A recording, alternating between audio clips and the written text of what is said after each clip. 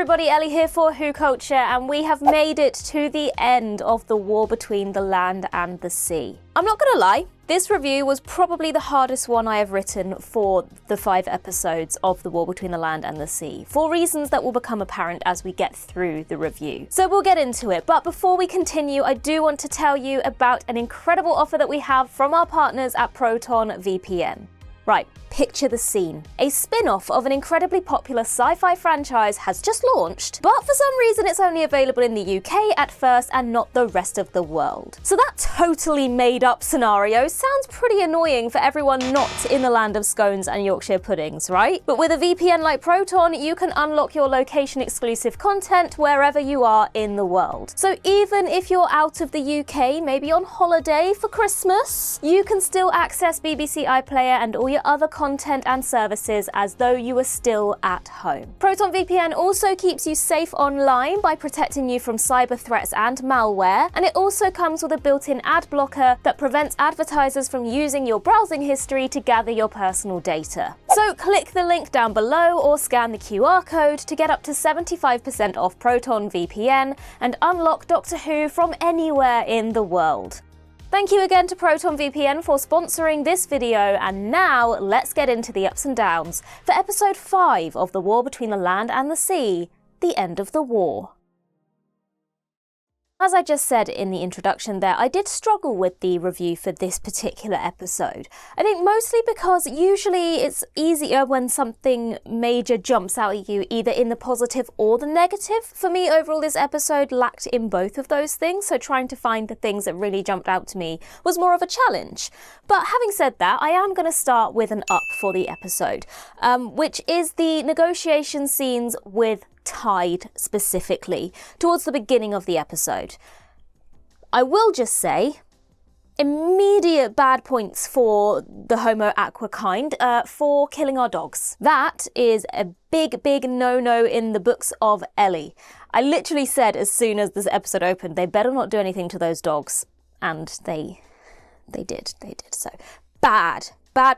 It's like an unwritten rule. Don't touch the dogs. What I really liked in these scenes was Tide's attitude, I guess, in this opening scene with the dogs, and also the scene a little bit later on. I think it's really effective that Tide almost becomes like when you're having an argument with a child and is just repeating the same thing over and over again. Is that you started it.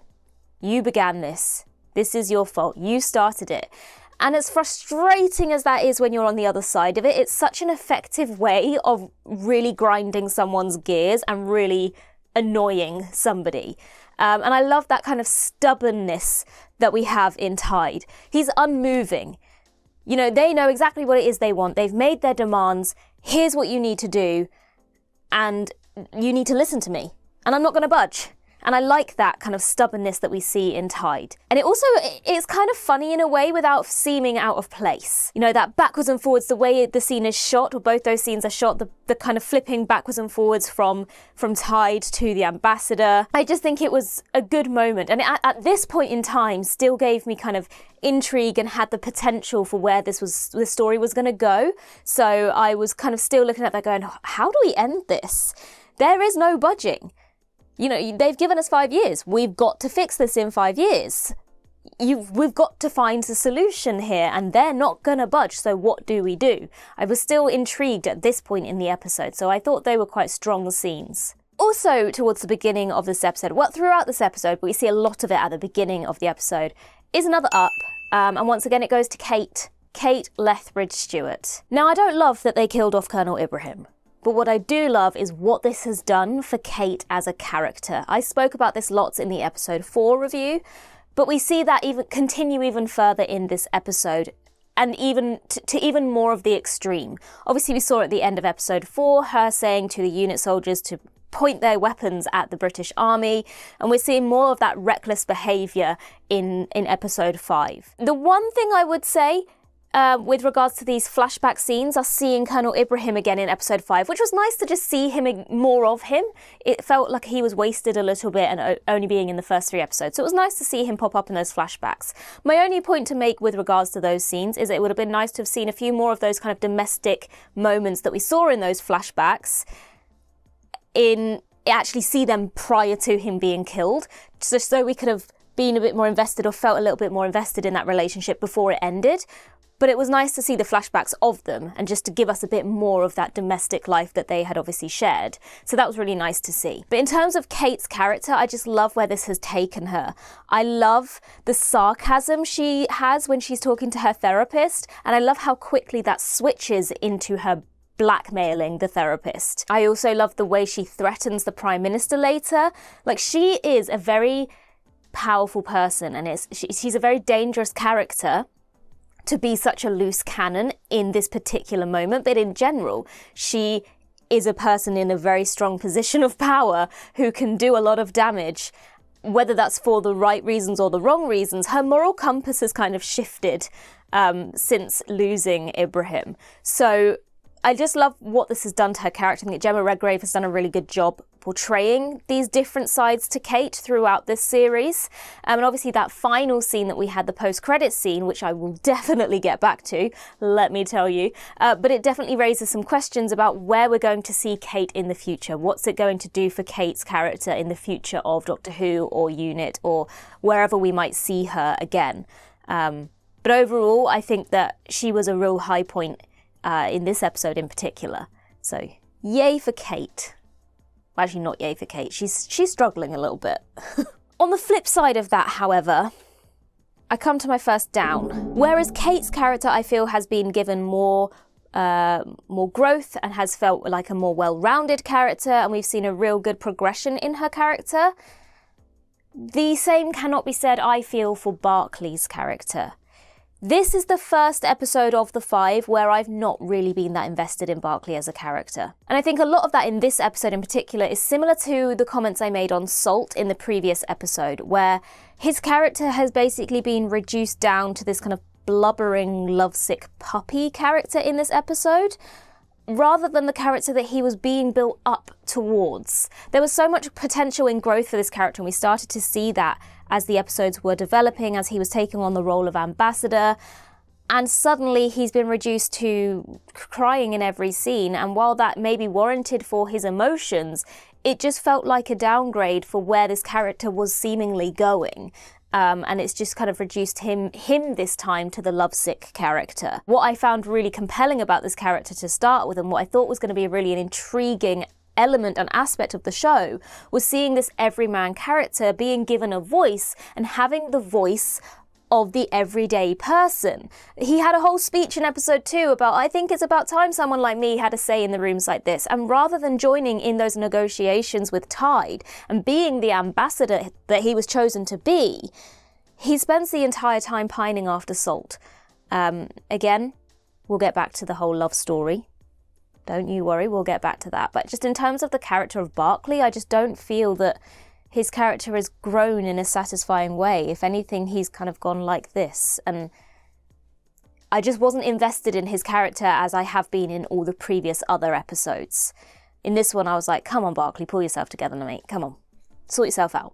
Oh, and the other thing, because of the way he's been acting, he just walked straight into all the traps that were being laid out for him.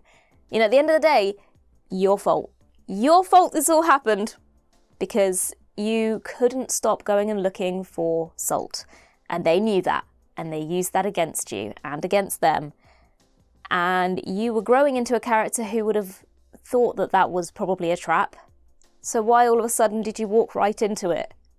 What happened? So obviously he does eventually make contact with Salt, and they have their lovely reunion. Again, the dialogue seems a little clunky in GCSE for me, but we'll ignore that for now because I've commented on that enough. I will say, after this scene where she says that you need to ask them for a cord, and we finally have maybe a light at the end of the tunnel, there were some beautiful shots of the waves crashing once the message had been transmitted and it was being sent out into the oceans, and after UNIT had had their conversation. There were some beautiful shots of waves crashing and of the ocean. So a shout out there does have to go to Dylan Holmes-Williams, who throughout the series has given us some beautiful imagery, especially of the oceans.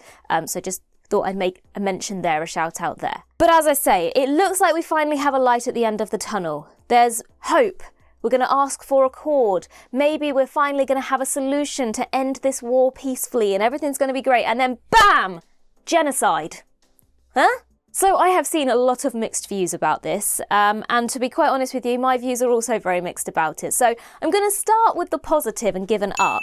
For the scene itself, when Salt arrives back in that negotiation hall, Barclay isn't aware or not if Salt is alive, and we finally have this moment where Salt comes and is admitting defeat on behalf of Aquakind. The scene itself, really powerful. Mostly, you guessed it, down to Lorne Balfe. His music absolutely drives this scene and gives us that emotion that is clearly intended in this moment. In this moment of defeat. You know, the look of defeat in Salt's eyes, the smug smirks on the faces of the Prime Minister and his minions that make you really angry. The things that Salt is saying about, you know, call this what it is, but this is your hunting ground. You're not helping us, you're just trapping us all in one place. So it was a really powerful scene, and that cannot be denied. Very emotional moment in the episode. I think the performances were very good. As I say, Lorne Balfe absolutely elevates that scene in particular. So for that, it does deserve the up. However, it also gets a down. I'm not saying that I wanted to see a sunshine and daisies, no casualties, happy ending. But generally within the world of Doctor Who, whether that be Torchwood, whether that be the Sarah Jane Adventures, generally speaking, there is some sort of hope. There's a glimmer of optimism somewhere. This did not give us that. This just ended on such a brutal note, ended that war in such a brutal way, that we kind of felt no catharsis after all that tension that was built up after 5 episodes. 5 episodes of tension building up for us to finally get some sort of payoff. And you know, we're watching Unit here, so we're expecting there to be a kind of Doctor-esque save the day moment that never came. And while I'm not saying that, you know, this was supposed to be a bit more mature and maybe follow similar lines to Children of Earth, which absolutely ended on quite a brutal note as well, there was no satisfying, oh, but Unit did manage to swoop in and save the day somewhere. They just all got killed. And on top of that, it felt so rushed. You know, at the beginning of the episode, they introduced a whole new layer of problems with the ice caps being melted, and I did think to myself, why are we adding more layers that need to be resolved in the finale? Surely we should be wrapping things up now, not adding more problems. And then we get to this solution which felt like it just out of nowhere, all of a sudden, oh, they're all dead. Well, when did that happen? And I'll be honest, I've seen a lot of people completely miss the fact that Barclay was the one injected with the virus and then passed it on to Salt, and Salt took it into the ocean, because it was breezed past so quickly. And that scene where Barclay was kind of put to sleep and tested or whatever, it wasn't very clear exactly what had happened.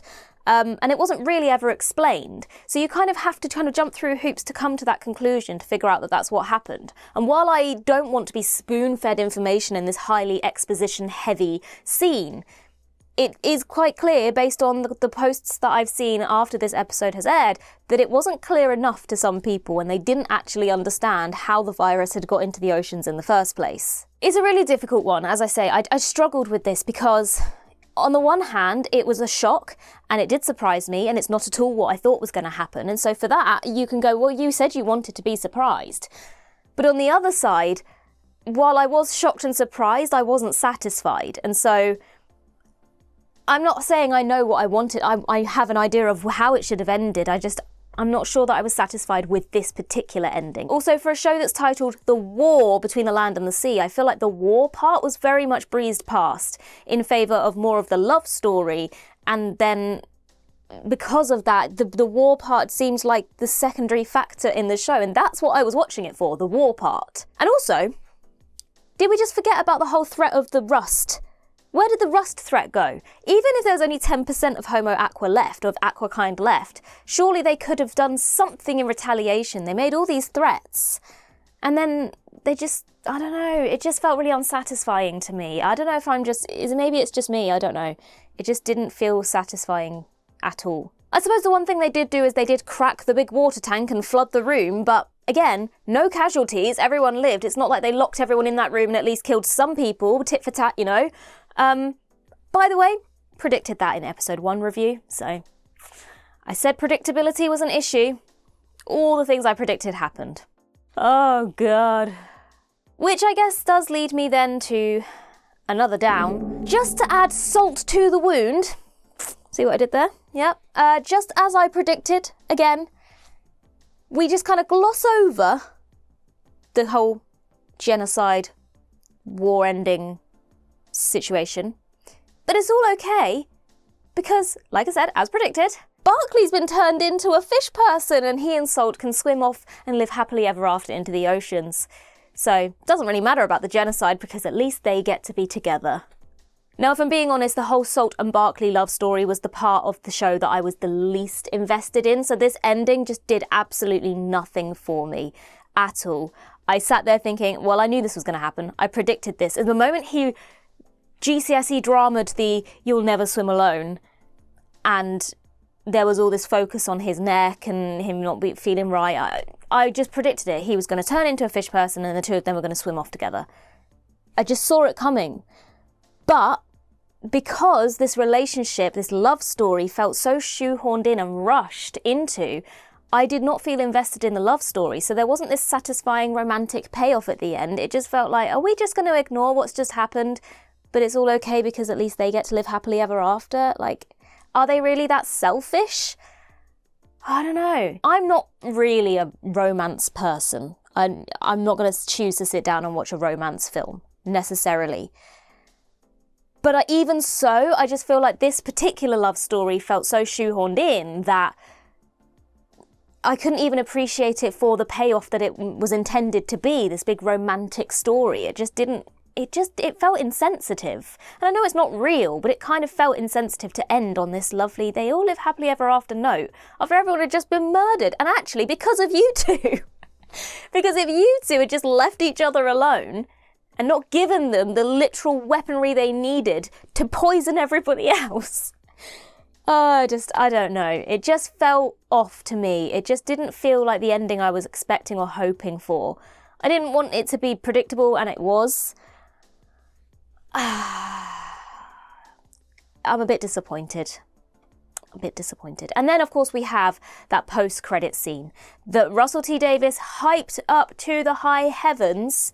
And as much as I did like it as a scene, and I thought, oh, this is great for Kate's character, and it does raise some questions about where her character's going to go in the future of the Whoniverse, it was massively overhyped.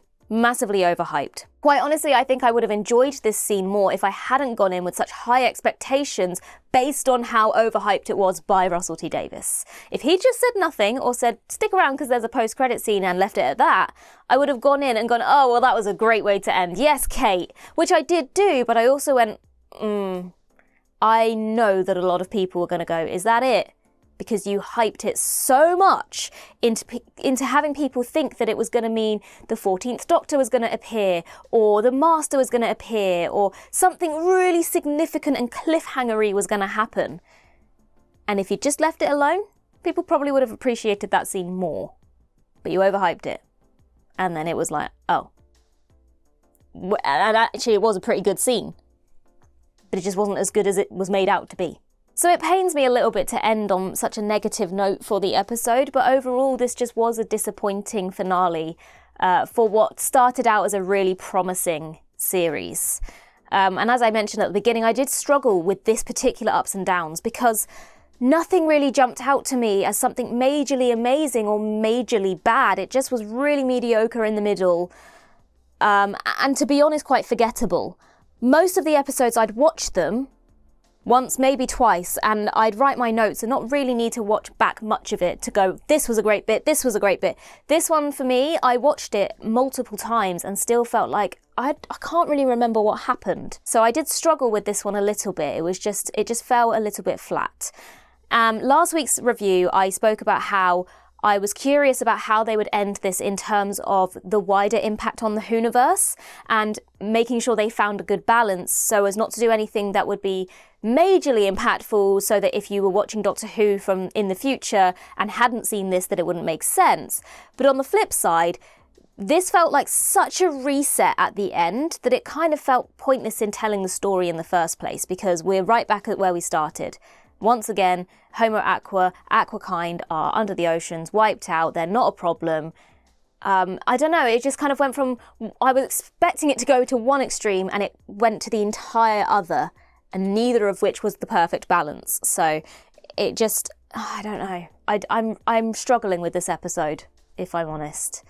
As I say, there was so much potential for this series at the beginning, but I would say it kind of peaked at episode 3, and then as has kind of become the norm in the Whoniverse lately, it kind of stumbled at the last hurdle and delivered a really rushed and undercooked finale that was quite unsatisfying, I would say. Now, I know this is very mixed. I've seen lots of people who really enjoyed the finale, so it is a very mixed thing. I think just because how much I was enjoying it to start with, there was so much promise, and I just don't think it quite delivered on that promise. I didn't not enjoy watching this, but I do feel like, is it something I'm going to rewatch knowing how it ends? Probably not, because there's so much promise at the beginning, and I know it's not going to end in a satisfying way. Overall, though, I do think it was a step up from what we'd seen in Doctor Who more recently, but we have fallen back into that trap of ending in a rather unsatisfying way and feeling disappointed because there was so much promise to start with, and just being so hopeful that it hit the mark, it hit the landing, and it didn't, I'm afraid, for me. But as I say, it was kind of mediocre. I didn't hate it, I just didn't love it, and I really wanted to love it.